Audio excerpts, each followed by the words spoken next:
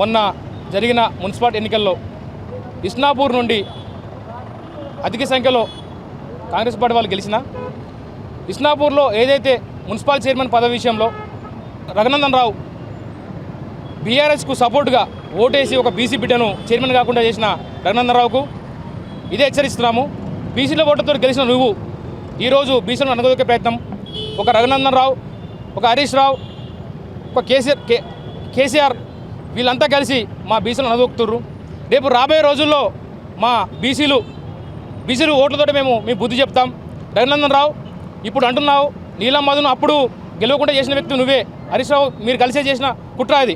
ఈరోజు కూడా ఇస్నాపూర్లో ఒక ఎమ్మెల్యే ఒక ఎంపీ రెండు బీజేపీ టీఆర్ఎస్ పొత్తు పెట్టుకొని లోపకార ఒప్పందంతో మీరు ఈరోజు ఒక చైర్మన్ కాకుండా చేసిర్రు. మా రేవంత్ రెడ్డి గారు మా కోసం బీసీల కోసం పెద్దపీట వేస్తుంటే మీరు మాత్రం మమ్మల్ని అనగదొక్కే ప్రయత్నం చేస్తున్నారు. నీలమదన్న గారు గతంలో ఎమ్మెల్యే టికెట్ రాకుండా చేసిన వ్యక్తి మీరే, ఎంపీగా కూడా గెలవకుండా చేసిన వ్యక్తులు మీరే. కానీ రేపు రాబోయే రోజుల్లో మా నీలమదన్న ముదిరాజు గారు కంపల్సరీ పెద్ద స్థాయిలో వెళ్ళిపోతారు. కంపల్సరీ అప్పుడు మేమేదో చెప్తాము. బీసీలు ముఖ్యంగా బీసీలను మాత్రం అనగదొక్కే ఏ పార్టీ అయినా సరే మేము మాత్రం వదిలే పరిస్థితి ఉండదు. ఖచ్చితంగా త్వరలోనే గట్టి బుద్ధి చెప్తాం.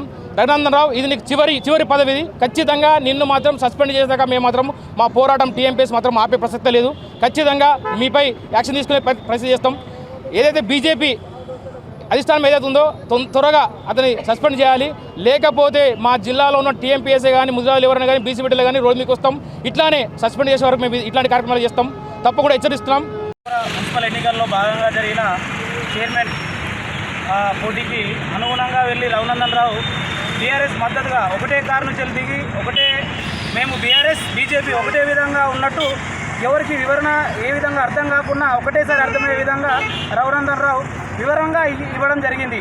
దీనికి అనుగుణంగా మెదక్ ఎంపీగా రఘునందన్ రావును గెలిపించిన ప్రజలు బీసీలు ముఖ్యంగా రఘునందన్ రావు అనే వ్యక్తి బీజేపీ నుంచి వెళ్ళి ఎంపీగా నిలబడాలనే విధానం వల్లనే రఘునందన్ రావును ఎంపీగా గెలిపించడం జరిగింది. అంతేగాని ఒక రఘునందన్ రావు సింగిల్గా నిలబడితే అతనికి ఎంపీగా కాదు కదా, దుబ్బాక నియోజకవర్గంలో అతన్ని ఎమ్మెల్యే కూడా స్వీకరించలేని ప్రజలు.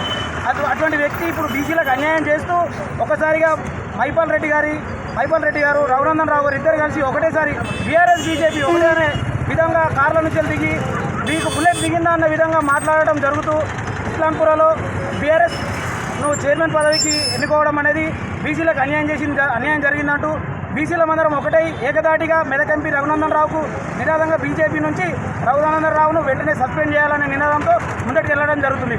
జై